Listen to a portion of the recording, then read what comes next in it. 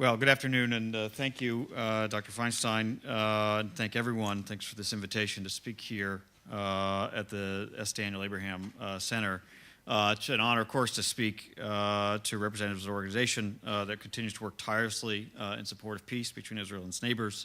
Of course, it's an honor to be here with my fellow panelists, Member of Knesset Nachman Shai, Ambassador Gabi Shalev, and Professor Aryeh Naor. Of course, this organization's promotion of peace between Israel and the Palestinians helps us keep our eye on really what is one of our central goals, which is ensuring that one day a secure Jewish and democratic state of Israel will live side by side peacefully with a viable Palestinian state established through direct negotiations, two states for two peoples living in peace and security. That's very much the goal, but today we're focusing on another issue that concerns all of us, certainly concerns the United States, and that is ensuring that Israel gets fair and equal treatment at the United Nations and other international organizations with all the rights and responsibilities of any other UN member state. Now, let me just state up front what the U.S. policy is. Our policy is very clear. The Obama administration has consistently and forcefully opposed all unbalanced and biased actions against Israel across the UN system and other international organizations. And President Obama has pledged to continue U.S. efforts to combat international attempts to challenge Israel's legitimacy, including and especially at the United Nations. Now, permit me, I hope you will, to retell a brief anecdote that our ambassador, Susan Rice, at the United Nations recently told in her own discussion of the U.S. Activity on Israel's security. It's about actually one of the U.S. most distinguished UN ambassadors, Adlai Stevenson. The year was 1961. The Israeli ambassador to the United Nations and a diplomat from Ireland were sitting next to each other in the United Nations General Assembly, watching as Ambassador Stevenson sought to defend the Kennedy administration's actions at the Bay of Pigs in Cuba. Now, explaining the Bay of Pigs to the General Assembly was not an easy task, and Ambassador Stevenson was having a rough time. He squinted over his glasses. He started into a particularly overwritten section of his speech about why Castro's sins had justified the operation, and he declared, "I've already told you about Castro's crimes against man, but now let me tell you about Castro's crimes against God." And then Stevenson peered down at his notes, and he struggled a bit, and he said, Castro has circumcised the freedoms of the Catholics of Cuba.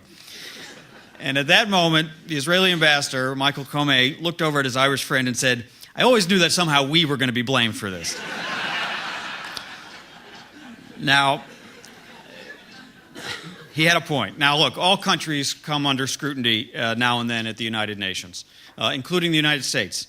And that in and of itself is not the problem. But what Israel faces is something very different. An ugly and unrelenting campaign at the UN designed to single out Israel for criticism and indeed to question its very legitimacy. President Obama has insisted that the United States be clear and consistent. The treatment that Israel receives across the UN system is unacceptable. Efforts to chip away at Israel's legitimacy have been and will be met with the unflinching opposition of the United States. And I think Ambassador Shalev can attest to the close cooperation between our missions and probably agree when I tell you that there are literally hundreds of people in the United States government, in Washington, in New York, in Geneva, in Vienna, in The Hague, anywhere international organizations are based, who spend a considerable amount of their time carrying out the strong U.S. opposition to all efforts to delegitimize Israel. I'd like to give you just a few examples, just a few because there are so many, of the U.S. leadership in opposing anti-Israel initiatives and rallying like-minded countries in support of Israel. First, the U.S. stood firm with Israel by walking out of the first Durban conference in 2001. We were the only country to do so. The original Durban conference, and then, of course, the follow-up conferences in 2009 and 2011, were billed as anti-racism conferences.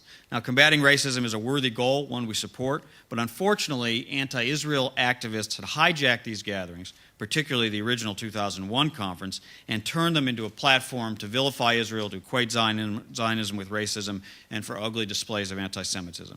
So since the first Durban conference, we have stayed out of that process, and the number of countries opposing that forum has grown thanks to U.S. leadership. Second, when the deeply flawed Goldstone report was released as the result of the outgrowth of a biased process in the UN Human Rights Council, the United States unequivocally rejected the findings as unfairly biased toward Israel. The basic premise of Goldstone was unbalanced, and that precluded an unbiased investigation of the facts surrounding Operation Cast Lead. The U.S. insisted on Israel's right to defend itself against rocket and terror attacks against its civilians, and maintained that Israel's democratic institutions could credibly investigate any possible abuses. Third, in 2010, the United States rallied our partners and defeated a resolution at the International Atomic Energy Agency General Conference that singled out Israel's nuclear program for rebuke.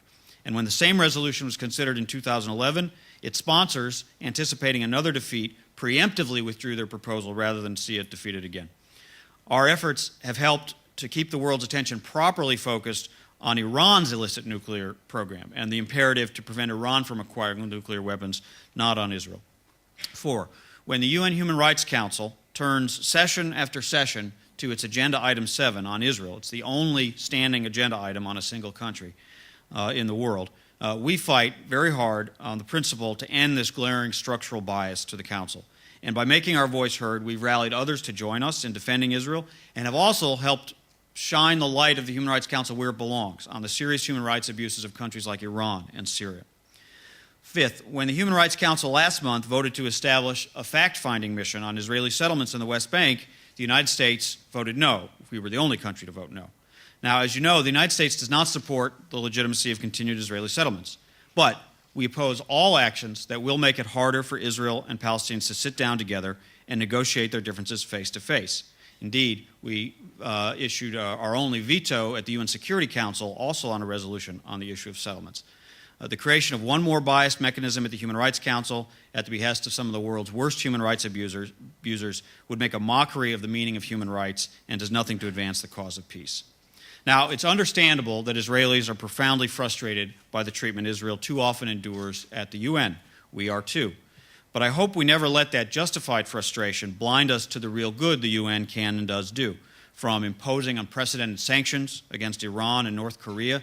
And in fact, the UN Security Council Resolution 1929 against Iran set the stage for much tougher sanctions outside the UN system that Iran is currently experiencing, to saving untold thousands of Libyan civilians from Muammar Gaddafi, or protecting victims of genocide in Darfur, or providing food and health care to some of the world's most destitute people.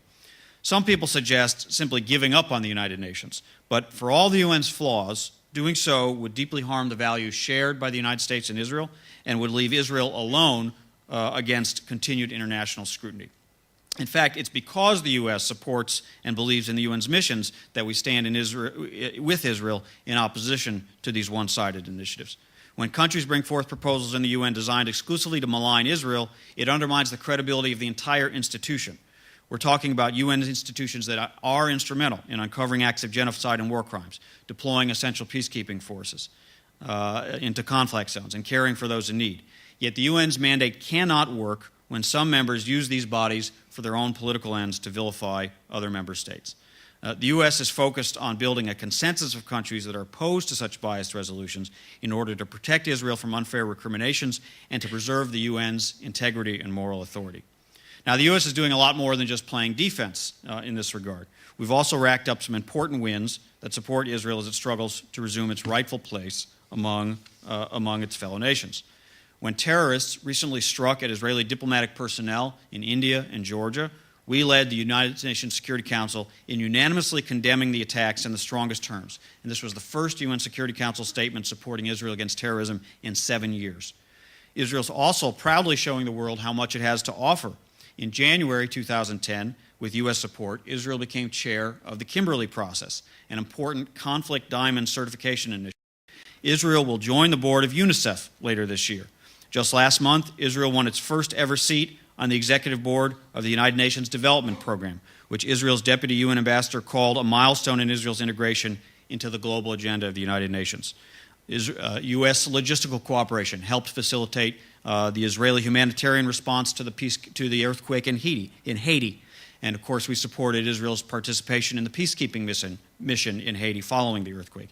The United States also helped fight for Israel's membership in the OECD and for Israel's full participation in IRENA, the International Renewable Energy agency, which is based in the United Arab Emirates. It's the first time an Israeli mission has ever been permitted permanently to an international organization based in an Arab country.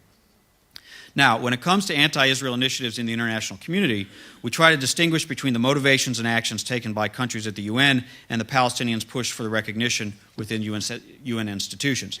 Now, make no mistake, we oppose both. I just want to explain the distinction. The former seeks to chip away at Israel's legitimacy. The latter is a misguided attempt to achieve Palestinian statehood by circumventing direct negotiations. Both initiatives produce negative results. The first unfairly targets Israel and weakens international institutions, while the second undermines efforts to reach a negotiated solution to the Israeli-Palestinian conflict. A negotiated solution is the only kind of solution that can last in this conflict. And we have and we will continue to oppose both kinds of initiatives. Now, some argue that prematurely extending standing to the Palestinians in international organizations will facilitate peace. But we've seen that the reality is the exact opposite happens. Palestinian leaders are reluctant to return to the negotiating table in part because they believe that achieving recognition in the various UN bodies will afford them a platform on which to pressure Israel to make concessions. This is not going to work. Israel is not going to be bullied into making concessions into pursuit of a two-state solution without negotiations. That approach only breeds mistrust and succeeds in driving the parties further apart. So what do? The U.S. remains committed to opposing Palestinian statehood efforts at the UN while also urging them to return to the negotiating table. Our approach cannot simply be to discourage the Palestinians' diplomatic efforts in the UN without also encouraging them to return to negotiations. So the Quartet has called for the parties to return to direct talks without preconditions on the basis of the principles that President Obama articulated in May 2011, and Prime Minister Netanyahu has indeed extended such an invitation. Both sides need to avoid unilateral actions, whether it's provocative settlement construction or appeals to the United Nations, which run counter to the goal of achieving lasting peace agreement that meets the needs of both sides. Returning to direct negotiations remains the only way to achieve Palestinians' legitimate goal of statehood, and we should continue to support Prime Minister Fayyad's program of developing the institutions of a future Palestinian state that would be arrived at through negotiations. In the meantime, we will remain vigilant on the Palestinians' bid for UN membership. This past year, we sent a clear message to the Palestinians through our diplomatic efforts that a majority of UN Security Council members do not support unilateral Palestinian statehood recognition, thus precluding the need for a U.S. veto. But we are prepared to use that veto if necessary. The message remains in effect. There's no shortcut to statehood. Tough issues can only be resolved through direct negotiations between the parties, while efforts to circumvent negotiations are a step in the wrong direction. And we've been consistent and clear on this publicly and privately. Now, the Palestinian push, and we'll conclude with this, the Palestinian push for membership at UNESCO is a good case in point. The recent decision to admit Palestine, I put that in quotes, as a member of this organization has forced the U.S. under our laws to withhold our funding for UNESCO. This funding supports valuable work that UNESCO does, including an important Holocaust education program. The loss of that funding at UNESCO does do damage, but it sends a clear message that we will not be a party to Palestinian efforts to circumvent direct negotiations and undermine the peace process. But it also inadvertently undermines these many important programs that we do believe in. In the end, Palestinian membership in UNESCO has only succeeded in damaging an important UN organization and hampering the Palestinian Authority's statehood aspirations. And a Palestinian move for recognition in the General Assembly would cause similarly negative outcomes. So the ongoing fight for Israel at the United Nations is just one part of a much larger mandate from President Obama. His guidance to me has been crystal clear: to strengthen and deepen America's special and enduring relationship with Israel, and it's a relationship rooted in common interests and common values. We've come very far, but we still have a lot more to do. And in that work, let there be no doubt, America remains deeply and permanently committed to the peace, the security, and yes, the legitimacy of the State of Israel. That commitment starts with President Obama, and it's shared by all of us who work in his administration. Thank you very much.